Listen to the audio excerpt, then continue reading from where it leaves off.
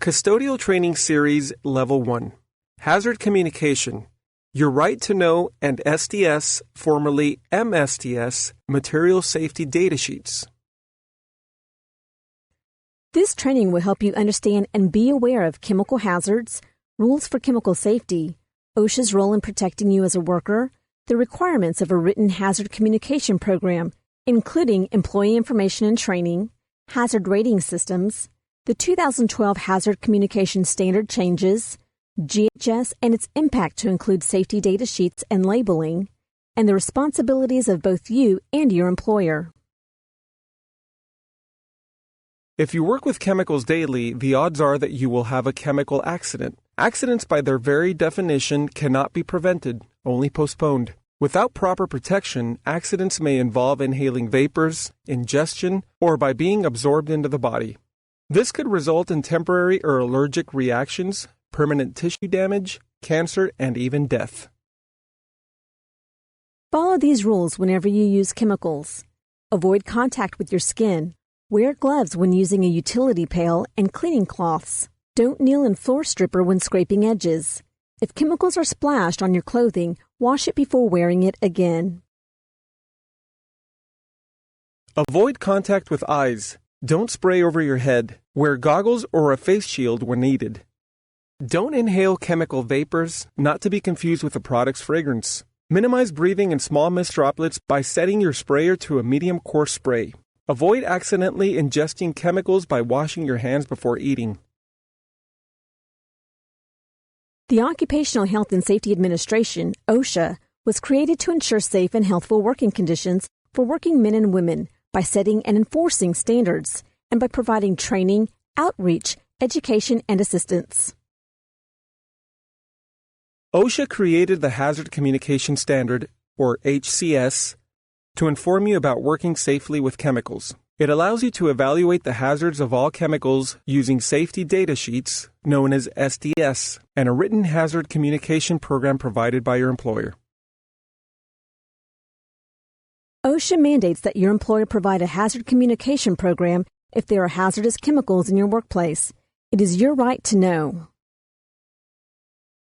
A written hazard communication program is a list of all hazardous chemicals in your workplace and the safety data sheets that describe them.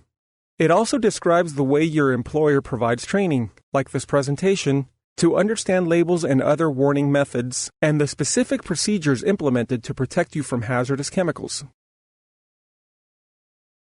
OSHA requires that employee training include effective information and training on hazardous chemicals in your work area.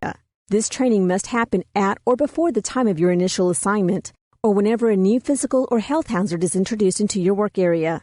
Some states require yearly training. You will be trained to protect yourself from these hazards using procedures like appropriate work practices and personal protective equipment that your employer has implemented to protect you from exposure to hazardous chemicals. The training will explain ways that your employer detects the presence or release of a hazardous chemical in the work area. This could be specific or continuous monitoring devices. You'll learn the appearance and odors indicating the presence of hazardous chemicals. Sometimes non-routine tasks will require hazardous chemical products, like project work that is not part of your routine cleaning program. You will learn the hazards of these materials. See your employer's hazard communication program for details on hazardous chemicals. You have the right to know. Hazard rating systems are codes that allow someone to immediately understand the basic hazards. OSHA does not endorse any labeling system. 2 OSHA-compliant rating systems are common: the National Fire Protection Association, or NFPA 704 standard, and the Hazardous Materials Identification System, or HMIS. NFPA was developed to help firefighters know what's in a building or vehicle and is sometimes called the fire diamond. Blue means health hazard. Red means flammability. Yellow means instability or reactivity. The blue, red, and yellow diamonds are rated from 0 to 4, with 0 being the least and 4 the greatest level of danger. The white diamond may identify a specific hazard, such as if the chemical is an oxidizer, an acid, an alkali, corrosive, reacts with water, or emits radiation.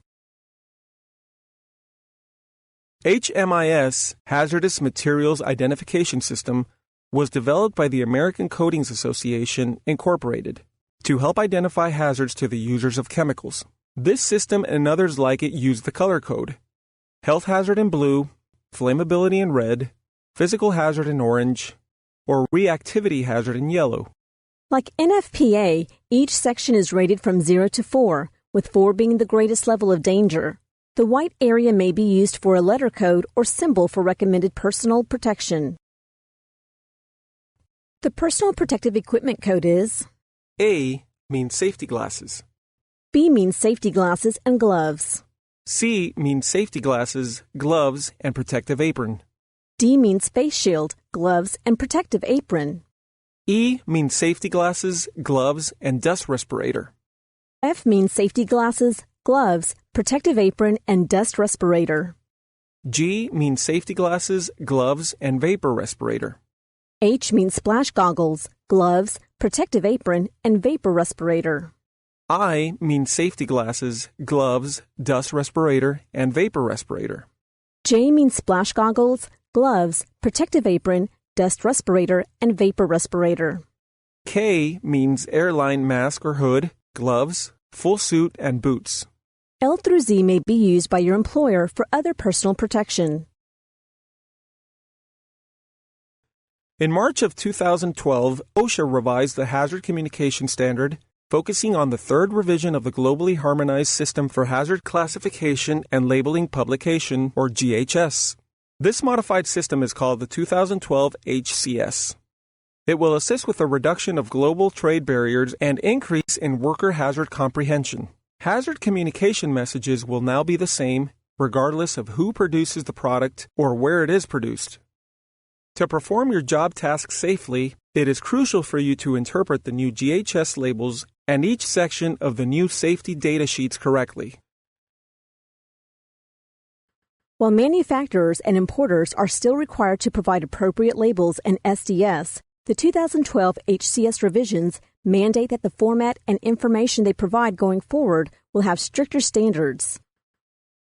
These standards require that containers shipped from the manufacturer, called primary containers, must contain 6 sections of labeling information: product identifier, supplier identification, hazard statements, precautionary statements, pictograms, and signal words.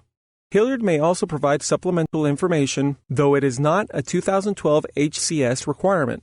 We'll review these sections in a moment. Secondary containers hold material transferred from a manufacturer's primary container, like a spray bottle that may contain a solution from a concentrate bottle. Secondary containers need the same label information as primary containers. It's your employer's responsibility to ensure that the labels are legible, in English, prominently displayed on the container, or readily available in the work area throughout each work shift. Your employer may decide to provide labels in other languages. Never use containers that look like beverage bottles. A label may be handwritten if it's legible. The ink does not smear or run and contains all required information. Some employer policies do not allow handwritten labels. Secondary container labeling is the responsibility of the person moving the product into any other type of container if it is stored, left unattended, or leaves that person's direct control. That means you should immediately label all chemical containers that will not be emptied before the end of your shift. Never attach more than one label to a container. This could cause confusion in an emergency. Keep an adequate supply of labels. OSHA-compliant Hillyard labels are provided at no cost. Just ask for them. What about mop buckets, auto scrubbers, and carpet extractors? They may need labels too. Laminate a label, punch a hole in the corner, and attach it to a book ring. Then clip that to the secondary container. Or try putting labels in clear packing list envelopes stuck to the side of the container. Now, let's take a closer look at the 2012 HCS labeling standards, starting with the product identifier. The product identifier provides you with the product name along with its material or part number. It will match the product identifier that is used on the SDS. Supplier identification. You'll find the name, address, and telephone number of the product's supplier or manufacturer within the supplier identification area. Hazard statements. There are two types of hazard statements: physical hazards and health hazards. Hazard statements are standardized phrases that have been assigned to a hazard class and category. They describe the nature of the hazard. Physical hazard statements provide a warning as to the physical hazard dangers of working with chemicals or substances such as flammable liquid and vapor, unstable explosive, extremely flammable aerosol, and heating may cause an explosion. Health hazard statements are those that warn of how a substance may impact you, such as causes serious eye irritation, harmful if swallowed, fatal if swallowed, may be harmful if swallowed and enters airways. Unlike hazard statements, which describe the nature of the chemical's hazard, precautionary statements serve to prevent or minimize adverse effects from the exposure, improper storage, or mishandling of a hazardous chemical. There are 4 different types of precautionary statements: prevention, response, storage, and disposal. Prevention precautionary statements. Prevention statements are used to help prevent a serious situation from occurring. They include: do not allow contact with air, do not get in eyes, on skin, or in clothing, protect from moisture, use only non-sparking tools. Response precautionary statements provide directions to follow in response to a serious incident involving hazardous chemicals or substances, to include first aid information. Examples include: get medical advice, attention, do not induce vomiting, if skin irritation occurs, gently wash with soap and water. Storage precautionary statements apply directions for safe storing of a hazardous material or substance, including store in a dry place, store away from other materials, protect from sunlight, store in a well-ventilated place. Disposal precautionary statements offer specific instructions on proper disposal of a material or substance. The statement you will see most often is: dispose of contents and/or container in accordance with local, regional, national, and international regulations. While supplemental information is not a mandatory 2012 HCS requirement, Hillyard may provide this information as a source of additional details, such as directions for use, product weight, or expiration date. Pictograms provide you with a quick visual reference of the hazards associated with a product. They provide meaning through a pictorial similarity to a physical object. There are 8 different pictograms that could potentially be used on a safety data sheet, a label, or both. Pictograms are divided into 2 areas: physical hazards and health hazards. Physical hazards encompass the dangers associated with the hazardous substances or materials that you may come in contact with. Their classification name should provide some guidance as to what the hazard the material or substance represents. The gas cylinder pictogram provides a warning that the gases are under pressure. A sudden release could prove harmful to the person handling the cylinder. The corrosion pictogram provides a warning that the substance within is corrosive to metal and skin. The exploding bomb pictogram provides a warning concerning explosives, self-reactives, and organic peroxides. The flame over circle pictogram provides a warning that the substance is an oxidizer.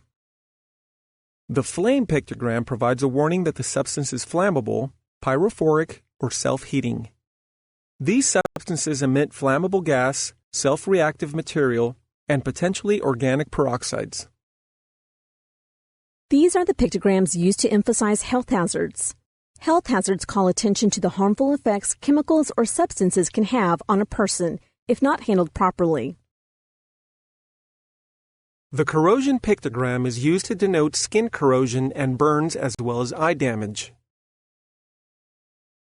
The skull and crossbones pictogram provides a warning that the substance has potential for acute toxicity.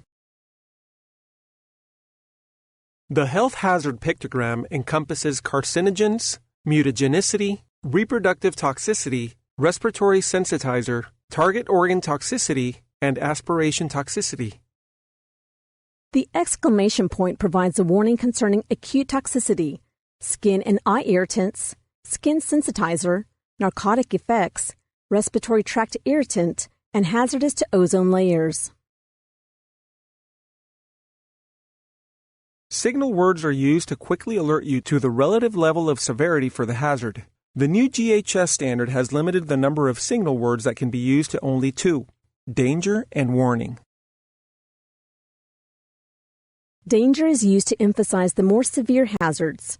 Warning is used to indicate a less severe hazard. Even though OSHA recognizes only danger and warning as signal words, caution could still be used on products regulated by other government agencies. Safety data sheets explain the hazards of the material in the workplace. Safety data sheets must be provided to the employees for every material present. While safety data sheets are required to be in English, your employer may have copies in other languages. Safety data sheets are now required to contain 16 sections. Each section conforms to the format established by ANSI. Let's take a look at each section and discover each section's purpose along with its safety information for any and all products. Section 1 provides the product's name, other means of identification, recommended use, the manufacturer's name and address, as well as emergency information. Section 2, Hazard Identification, identifies the specific hazards of the chemical and how it will impact the eyes and skin. This section also discusses inhalation and ingestion hazards. Section 3, Composition or Information on Ingredients, provides a breakdown for each chemical being added into the product. Included in this information is how much, by percentage, of each chemical or mixture is being added to the overall composition. Section 4, First Aid Measures, presents valuable information on initial care an untrained individual can provide to someone who has been harmed by the chemical.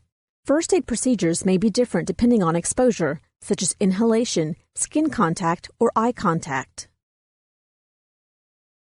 Section 5, Firefighting Measures, distinguishes how flammable the product is along with providing recommendations on how to combat a potential fire.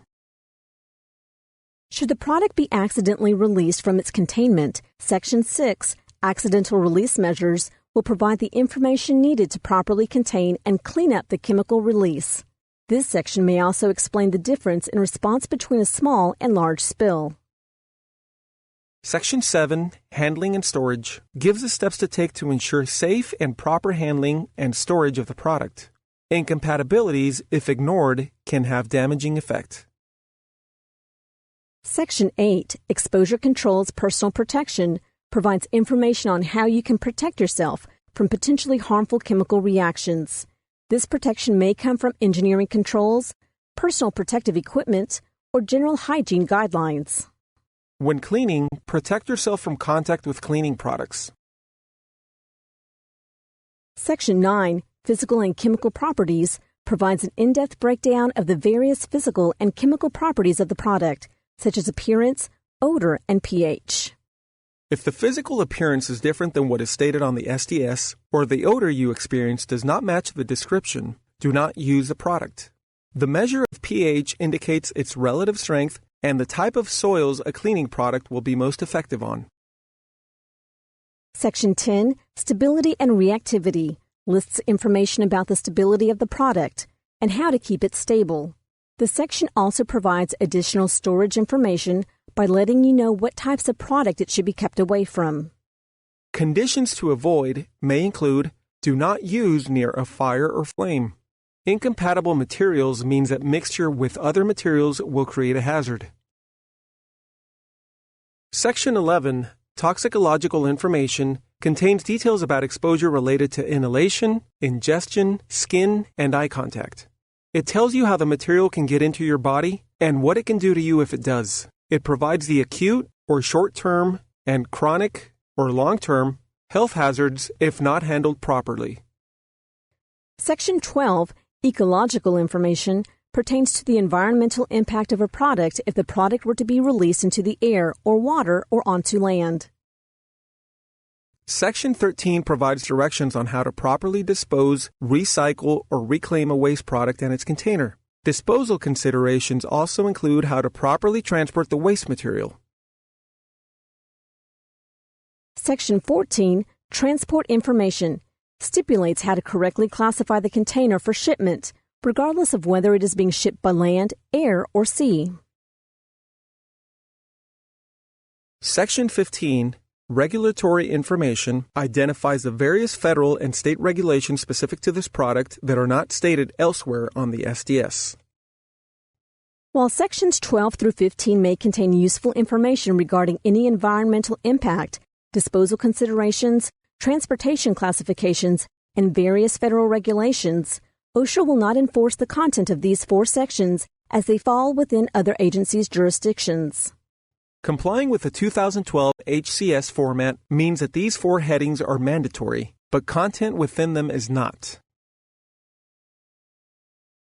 Finally, Section 16 gives the Hazardous Material Information System, HMIS, and National Fire Protection Agency, NFPA, ratings.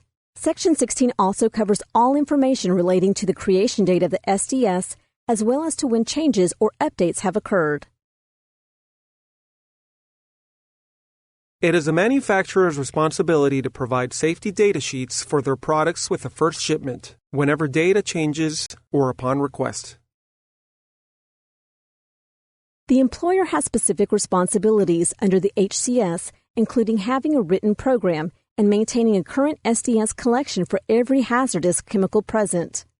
The employer is responsible for providing ready access to the SDS, such as binders in the workplace that employees can go to during all work shifts. Employee training is a key aspect of a written program. Your responsibility is to read the SDS, understand how to use it, and follow the recommendations to protect yourself. Safety data sheets explain the hazards of the chemicals you work with. The time to read about chemical hazards is not when you have products splash in your eye. If you're exposed to a hazardous material, take a copy of the applicable SDS with you when seeking medical treatment.